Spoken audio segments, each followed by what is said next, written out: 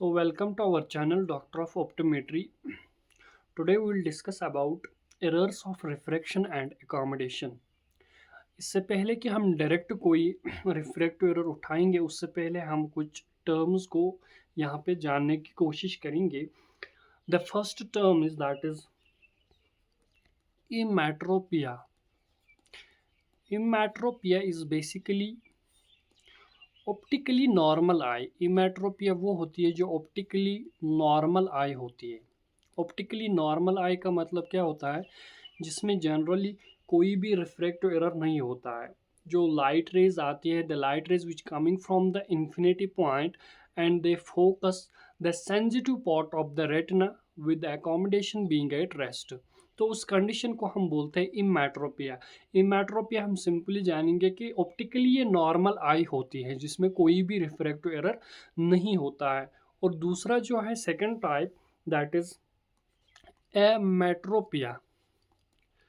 एमेट्रोपिया जो होता है एक्चुअली, एमेट्रोपिया में अगर हम देखेंगे ये बेसिकली एक ऐसी कंडीशन होती है जिसमें रिफ्रैक्टिव एरर होता है. रिफ्रैक्टिव एरर होता है इसमें एमेट्रोपिया में. सो नॉर्मली देखेंगे हम कि जो लाइट रेज आते हैं they coming from the infinity point and they focus इधर in front of the retina. अगर वो फोकस करते हैं इन फ्रंट ऑफ रेटिना तो उसमें होता है मायोपिया. या वो फोकस करते हैं behind the retina, so behind the retina तो उसमें हाइपरमेट्रोपिया होता है. या वो फोकस करते हैं एक मेरिडियन में या दोनों मेरिडियंस में, दैट इज उसमें फिर एस्टिग्मेटिज्म होता है. तो ये बेसिकली हमें तीन टाइप के रिफ्रैक्टिव एरर्स होते हैं. सो फर्स्ट ऑफ ऑल जो हम आज यहाँ पे डिस्कस करेंगे वो होता है hypermetropia. So now hypermetropia. Hypermetropia को हम आल्सो बोलते हैं लॉन्ग साइटेडनेस. लॉन्ग साइटेडनेस और it is also called hyperopia. यहाँ हम इसको हाइपरओपिया भी बोलते हैं. So it is also called long sightedness और it is also called hyperopia. Hypermetropia क्या होता है, बेसिकली जो लाइट रेज आते हैं coming from the infinity point and they focus basically behind the retina. तो जो लाइट रेज आती है वो फोकस करती है नॉर्मली बिहाइंड द रेटिना. तो अगर हमारा ये रेटिना पार्ट होता है, लेकिन नॉर्मली हाइपरमेट्रोपिया में वो फोकस करते हैं बिहाइंड द रेटिना पे, इंस्टेड ऑफ उनको फोकस करना है जो हमारा सेंसिटिव पार्ट ऑफ रेटिना होता है वहाँ पे फोकस करना है. बट वो फोकस करते हैं बिहाइंड द रेटिना जहाँ पे अकोमोडेशन उनकी रेस्ट पे होती है. एंड ऑल्सो जो उनका पोस्टीरियर फोकल पॉइंट होता है वो भी बिहाइंड द रेटिना होता है. सो पोस्टीरियर फोकल पॉइंट जो इनका होता है it is also behind the retina.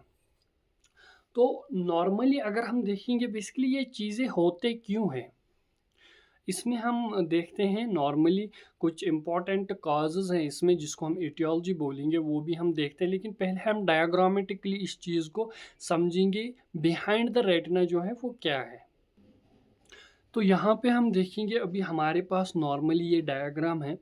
देखो ये जो यहाँ पे मैं आपको दिखा रहा हूँ ये लाइट रेज जो है एक इन्फिनिटी पॉइंट से आते हैं and they focus normally the sensitive part of the retina. So this part of the retina इसको हम बोलते हैं यहाँ पे दैट इज़ रिफ्रैक्शन इन इमेट्रोपिक आई, जो कि मैंने आपको पहले ही बोला इट इज़ ऑप्टिकली नॉर्मल आई. तो इस आई को हम ऑप्टिकली नॉर्मल बोलते हैं.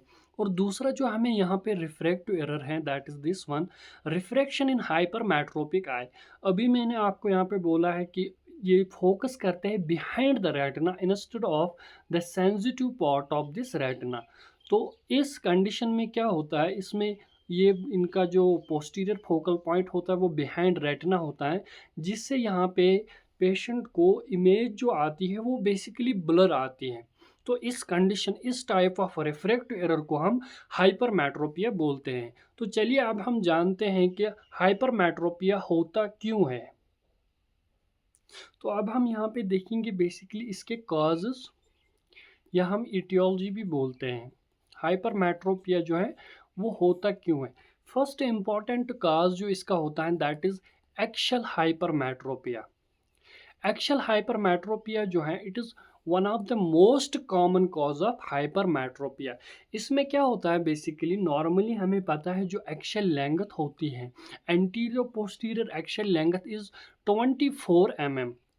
वायरस हाइपरमेट्रोपिया की अगर हम बात करेंगे, इनमें जो एक्शियल लेंथ होती है वो डिक्रीज होती है। तो जब हम अगर एग्जांपल यहाँ पे लेंगे, अगर 23 mm एक्शियल लेंथ है यहाँ पे, तो 23 mm में बेसिकली क्या होता है, अगर सो इट मीन्स कि 1 mm ऑफ एक्शियल लेंथ जो है वो डिक्रीज हुई है फ्रॉम एंटीरियर टू पोस्टीरियर। तो यहाँ पे जो पेशेंट होगा जिसको 1 mm डिक्रीज एक्शियल लेंथ होती है, उसमें 3 डायप्टर ऑफ हाइपरमेट्रोपिक लेंस लगता है। सो जब पेशेंट को एक्शियल लेंथ जो है वो डिक्रीज होगी 1 mm, इट मीन्स कि यहाँ पे जो वो पेशेंट होगा उसको 3 डायप्ट्रिक ऑफ हाइपरमेट्रोपिक लेंस लगेगा। सो ये जो कॉज है एक्शियल लेंथ का, ये सबसे इम्पॉर्टेंट और कॉमन कॉज होता है जिसकी वजह से हाइपरमेट्रोपिया होता है। और दूसरा कॉज जो है, second one, that is curvatural, that is curvatural hypermetropia. तो कर्वेचरल हाइपरमेट्रोपिया में क्या होता है, इसमें भी नॉर्मली जो लेंस, ये कॉर्निया होता है, कॉर्निया या लेंस, दोनों का कर्वेचर जो है वो डिक्रीज होता है, फ्लैटन होता है, या दोनों का या एक ही का कर्वेचर अगर डिक्रीज होगा, कॉर्निया का होगा या लेंस का होगा, या दोनों का हो सकता है। तो उसकी वजह से यहाँ पे पेशेंट को हाइपरमेट्रोपिया होता है। नॉर्मली अगर हम देखेंगे, जब कर्वेचर चेंज होता है, अगर कर्वेचर यहाँ पे डिक्रीज होगा, तो रेडियस ऑफ कर्वेचर जो है, रेडियस ऑफ कर्वेचर इंक्रीज होता है। और जब रेडियस ऑफ कर्वेचर यहाँ पे इंक्रीज होता है तो उस वजह से हाइपरमेट्रोपिया होता है। हमें याद रखना, यहाँ पे कर्वेचर जो है वो डिक्रीज होता है, लेकिन जब कर्वेचर डिक्रीज होता है, रेडियस ऑफ कर्वेचर जो है वो इंक्रीज होता है। और जब रेडियस ऑफ कर्वेचर यहाँ पे इंक्रीज होगा, तो उस वजह से यहाँ पे क्या होता है, नॉर्मली जो एक पेशेंट होगा, अगर हम लेंगे 1 mm increase radius of curvature, radius of curvature results the 6 diopter of hypermetropia। तो इस पेशेंट को यहाँ पे 6 diopter of hypermetropia का लेंस लगेगा। ये होता है दूसरा इंपॉर्टेंट कॉज। और third one is that is index hypermetropia. Index hypermetropia में क्या होता है, इसमें रिफ्रैक्टिव इंडेक्स जो होता है लेंस का, रिफ्रैक्टिव इंडेक्स जो लेंस का होता है वो चेंज होता है, तो वो डिक्रीज होता है। बेसिकली ये it is related to age related condition. So ये एज रिलेटेड कंडीशन होती है जिसमें यहाँ पे क्या होता है, रिफ्रैक्टिव इंडेक्स जो है वो डिक्रीज होता है। It is because of the nuclear sclerosis होती है लेंस की। तो न्यूक्लियर सिक्लोरिसिस जब होती है उस वजह से यहाँ पे डिक्रीज होता है रिफ्रैक्टिव इंडेक्स, जिसकी वजह से हाइपरमेट्रोपिया होता है। तो ये थर्ड काज होता है। और उसके बाद हम यहाँ पे फोर्थ काज की बात करेंगे, that is positional, positional hypermetropia. As normally जो पोजिशन हाइपरमेट्रोपिया होता है, इसमें क्या होता है, हाइपरमेट्रोपिया में पोस्टीरियर डिस्प्लेसमेंट ऑफ लेंस होता है। अगर पोस्टीरियर डिस्प्लेसमेंट ऑफ लेंस होगा, उस वजह से भी यहाँ पे पेशेंट को हाइपरमेट्रोपिया होता है। तो नॉर्मली अगर एंटीरियर डिस्प्लेसमेंट होगा तो उस वजह से मायोपिया होता है, और पोस्टीरियर डिस्प्लेसमेंट होता है तो उस वजह से हाइपरमेट्रोपिया होता है। उसके बाद और एक होता है fifth one, that is absence of lens. Absence of lens, अगर नॉर्मली लेंस एब्सेंट होता है, जैसे कंजेनाइटल भी हो सकता है, रियर कंडीशन है, तो कंजेनाइटली अगर बच्चा जो है वो बॉर्न हुआ विद एब्सेंस ऑफ लेंस, सो उसको हाइपरमेट्रोपिक रिफ्रैक्टिव एरर होगा।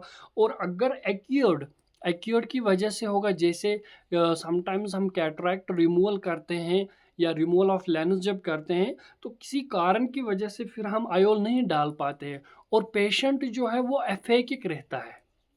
तो जब पेशेंट यहाँ पे एफेकिक रहता है, और aphakic basically high degree of hypermetropia होता है, तो ये भी एक कंडीशन है इसमें, that is absence of lens, ये भी फिफ्थ कॉज होता है। So these are some important causes of the hypermetropia. अब हम यहाँ पे बात करेंगे कुछ क्लिनिकल टाइप्स के बारे में। सो क्लिनिकल क्लिनिकल टाइप्स में एक होता है इसमें इम्पोर्टेंट, दैट इज हेयर, या तो ये होगा सिंपल सिंपल होगा, या होगा डेवलपमेंटल, या होता है फिजोलॉजिकल। सो फिजोलॉजिकल तो डेवलपमेंटल या सिंपल या फिजोलॉजिकल हाइपरमेट्रोपिया में नॉर्मली हम देखते हैं, दैट इज एक तो इसमें होगा डेवलपमेंट ऑफ एक्शल हाइपरमेट्रोपिया जो हमने अभी डिस्कस किया, वो हो सकता है। दूसरा इसमें हो सकता है डेवलपमेंटल ऑफ कर्वेचरल हाइपरमेट्रोपिया। तो डेवलपमेंटल ऑफ कर्वेचरल हाइपरमेट्रोपिया, इन दोनों में से कोई भी काज हो सकता है। तो ये एक होता है इसका क्लिनिकल टाइप, दैट इज या तो सिंपल होगा, डेवलपमेंटल या फिजोलॉजिकल होता है। तो इसमें या तो एक्शन लेंथ में चेंज होती है जो हमने अभी डिस्कस किया, या तो इसमें डेवलपमेंटल ऑफ कर्वेचरल हाइपरमेट्रोपिया में चेंज होता है। तो जो दूसरा टाइप होता है इसका, that is non physiological. So non physiological की अगर हम यहाँ पे बात करेंगे, उसमें दो टाइप्स है, या तो वो कंजेनाइटल होगा या तो वो एक्यूर्ड होगा। तो कंजेनाइटल की अगर हम यहाँ पे बात करेंगे, उनको हो सकता है जिनको माइक्रोकॉर्निया है। सो माइक्रोकॉर्निया हो सकता है, उन पेशेंट्स को हाइपरमेट्रोपिक हो सकता है। माइक्रोऑप्थेल्मस अगर होगा, माइक्रोऑप्थेल्मस, तो उनको हो सकता है, या नैनोऑप्थेल्मस, उनको हो सकता है हाइपरमेट्रोपिया। या कंजेनाइटली एब्सेंस ऑफ लेंस जो हमने अभी देखा, उसमें हो सकता है कंजेनाइटल एब्सेंस ऑफ लेंस, तो उसमें भी ये चीज़ हो सकता है। या कंजेनाइटली एफेकिक अगर होगा, तो उन चीज़ों में हाइपरमेट्रोपिक एरर होता है। तो ये होता है कंजेनाइटल। अब हम एक्यूर्ड की अगर बात करेंगे यहाँ पे, सो एक्यूर्ड में नॉर्मली एक तो हमने अभी देखा, जो सारे टाइप्स हमने देखे, एक्शल हो सकता है, पोजिशनल हो सकता है, कर्वेचरल हो सकता है, इंडेक्स हो सकता है, और एब्सेंस ऑफ लेंस। तो ये कॉमन 5 टाइप्स जो हमने देखे, एक तो एक्यूर्ड हाइपरमेट्रोपिया इन सब चीज़ों की वजह से होता है। और एक काज हो सकता है इसमें, दैट इज कंजिकेटिव हाइपरमेट्रोपिया। कंजिकेटिव हाइपरमेट्रोपिया जो होता है बेसिकली, वो सर्जिकली ओवर करेक्टेड मायोपिया होता है। Surgically over corrected myopia, surgically over corrected myopia क्या होता है, मान लो अगर हमें नॉर्मल यहाँ पे आयोल जो है वो हमने यहाँ पे डाला है एक पेशेंट को 20 डायप्टर, सॉरी, सो 20 डायप्टर अगर हमें पेशेंट को लगता है, लेकिन कुछ रीजंस की वजह से हमने जो आयोल डाला है, जैसे एसीकेन में बायोमेट्री करने में कुछ प्रॉब्लम या गलतियाँ हुई है, जिसकी वजह से हम यहाँ पे आयोल जो है वो डाल रहे हैं 22 डायप्टर। ठीक है, तो जब हम 22 डायप्टर डालते हैं, तो अब हमें इस चीज़ को न्यूट्रल करने में, जब हम रिफ्रैक्शन करेंगे, इसमें -2 का लेंस लगेगा यहाँ पे पेशेंट को। तो इस चीज़ को हम बोलते हैं कंजिकेटिव हाइपरमेट्रोपिया। इट मीन्स कि ये सर्जिकली ओवर करेक्टेड मायोपिया है। अब तो ये चीज़ हमें ध्यान में रखना है, जब भी हम बायोमेट्री करेंगे तो वो हमें बिल्कुल अच्छे से करने हैं, ताकि ऐसे टाइप के रिफ्रैक्टिव एरर्स हमें ना आए। और दूसरा टाइप होता है इसी में, that is pseudophakic hypermetropia.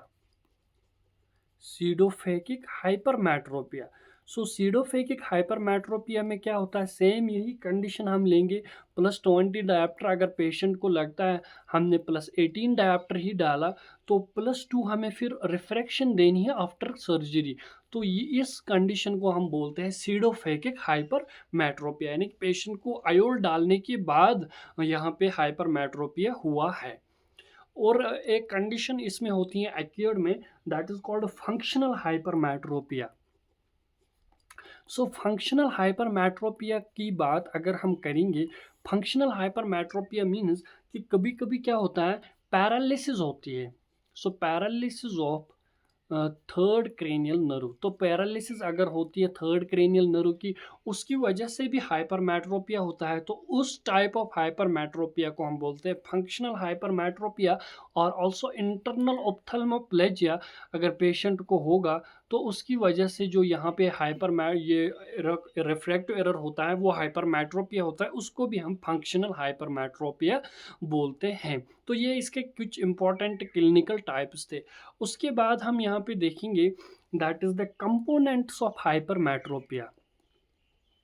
So components of hypermetropia normally इसमें होता है first one that is total hypermetropia.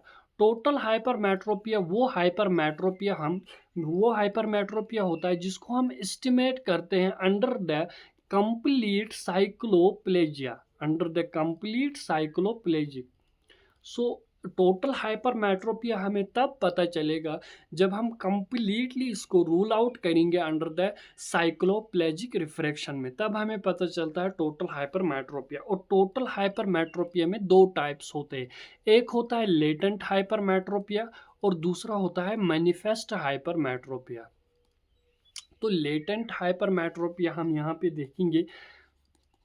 Latent hypermetropia usually जो होता है बेसिकली वो 1 डायप्टर तक होता है और जो करेक्ट होगा which is corrected by the 2 of ciliary muscle. So जो करेक्ट होता है 2 of ciliary muscle that is basically called the latent hypermetropia. Latent hypermetropia वो हाइपरमेट्रोपिया जो कि करेक्टेड होता है 2 नॉप्सिलरी मसल, नॉर्मली वो 1 डायप्टर तक होता है। तो वो 1 डायप्टर तक होता है, उसको हम बोलते हैं लेटेंट हाइपरमेट्रोपिया। इसको भी हमें अंडर कंप्लीट साइक्लोप्लेजिक रिफ्रैक्शन में देखना है। तो मैनिफेस्ट हाइपरमेट्रोपिया जो होता है, so manifest hypermetropia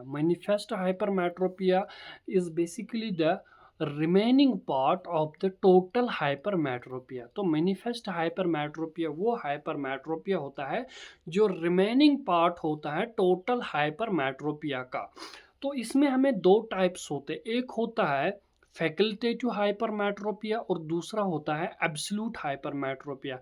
facultative hypermetropia वो होता है जो कि पेशेंट्स जो कि करेक्ट हम करते हैं पेशेंट्स अकोमोडेटिव एफर्ट से, और एब्सोल्यूट हाइपरमेट्रोपिया वो होता है which is not corrected by the patients accommodative efforts. ठीक है, जो हम करेक्ट जो नहीं होता है करेक्ट पेशेंट्स अकोमोडेटिव एफर्ट्स से, और फैकल्टेटिव वो होता है जो पेशेंट्स अकोमोडेटिव एफर्ट से करेक्ट होता है।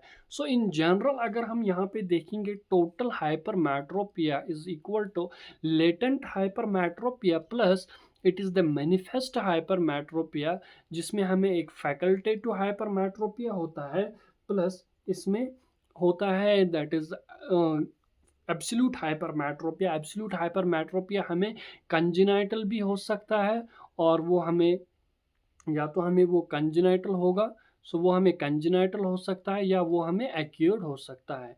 सो इन जनरल अगर हम यहाँ पे देखेंगे that is total hypermetropia is equal to latent plus manifest. Manifest के दो टाइप्स हैं, एक होता है facultative hypermetropia plus and there is the absolute. So absolute में कंजेनाइटल हो सकता है या एक्यूर्ड हो सकता है। तो ये इसमें कुछ इंपॉर्टेंट ये कंपोनेंट्स थे हाइपरमेट्रोपिया के बारे में।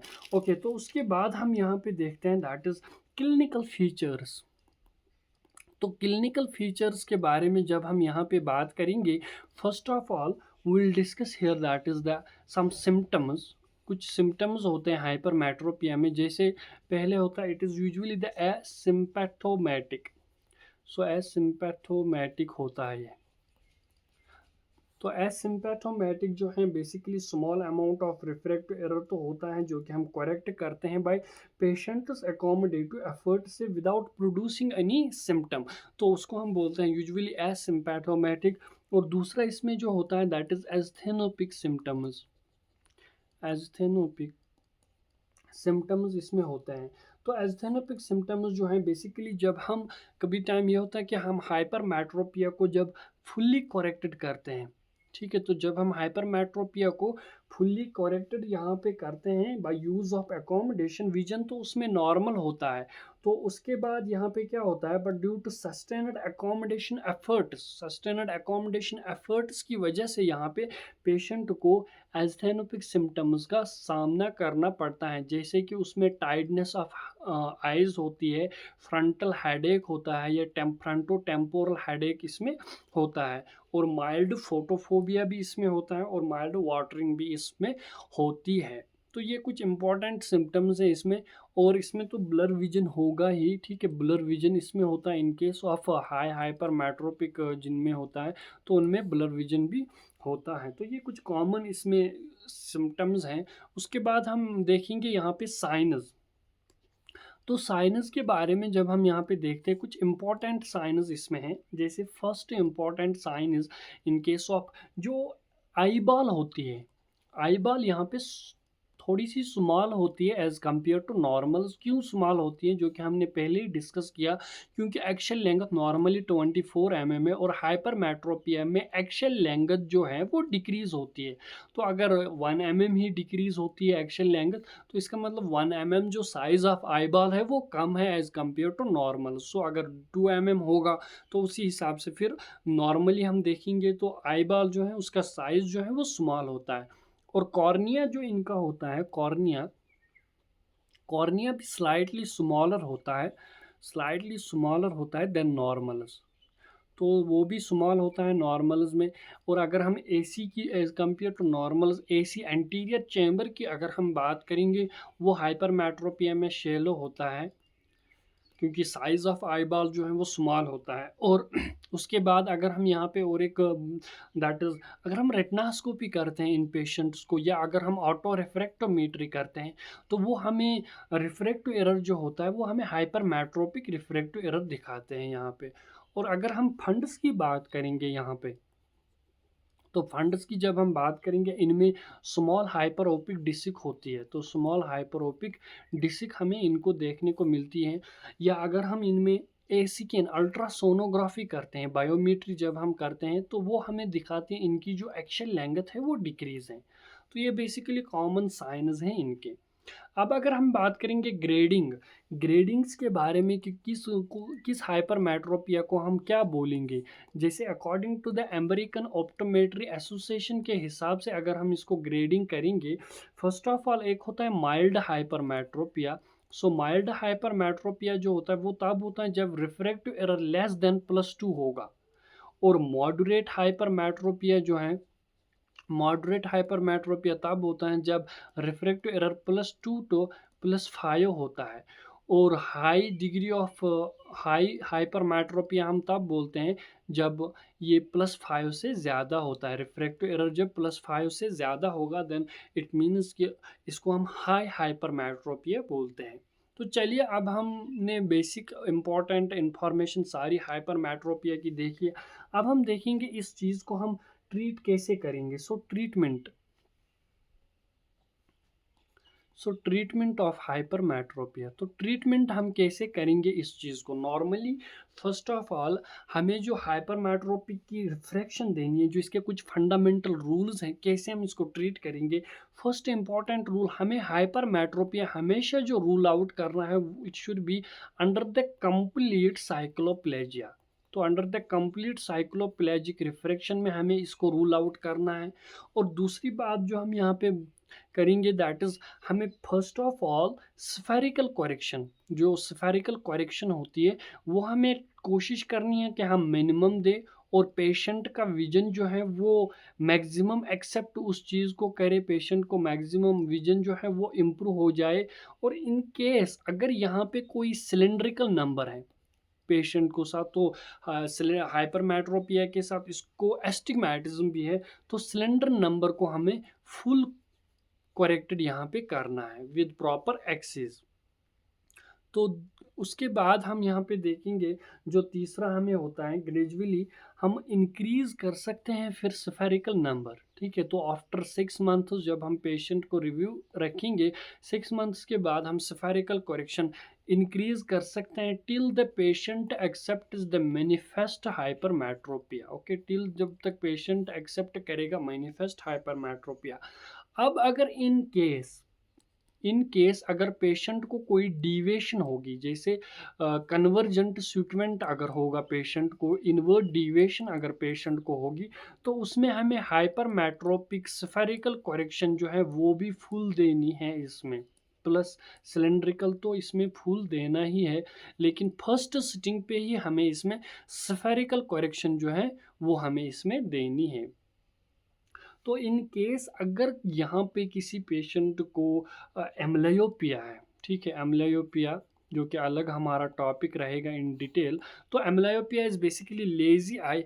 अगर यहाँ पे पेशेंट को कुछ है तो उसके हिसाब से हमें उसको पैचिंग या ऑक्लूजन थेरेपी, जो ऑक्लूजन है आई बॉल, एक आई का नॉर्मली देखेंगे किस टाइप का एम्ब्लियोपिया होगा, तो उसी हिसाब से हमें इन पेशेंट्स को फिर साथ साथ में पैचिंग भी देनी है।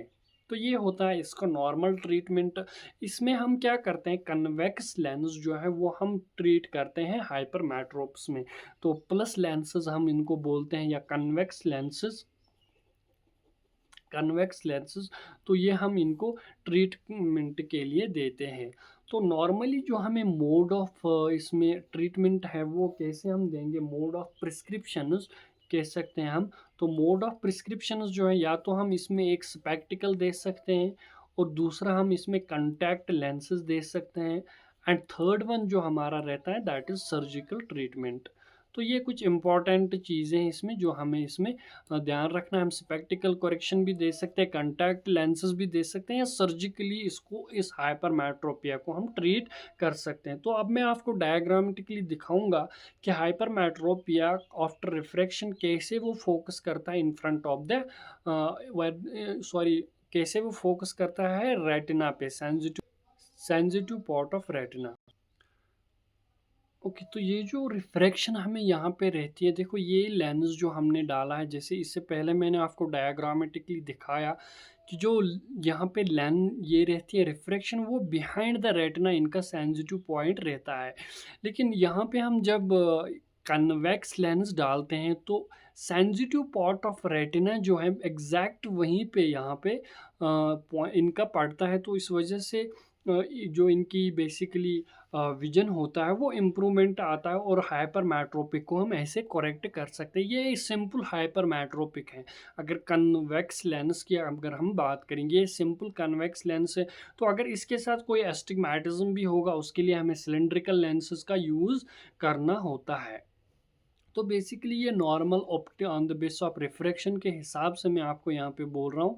तो ऑप्टिकली ट्रीटमेंट जो है वो हम इसमें एक प्लस लेंस डालते हैं, अकॉर्डिंगली हम नंबर देखते हैं, +1 होगा, 0.5 होगा, +2 +3, जो भी नंबर होता है सिंपल हाइपरमेट्रोपिया में। तो फिर जो उनका पोस्टीरियर फोकल पॉइंट रहता है वो यहाँ पे रहता है exact sensitive part of the retina. तो ऐसे हम हाइपरमेट्रोपिया को ट्रीट करते हैं। Thank you for watching this video.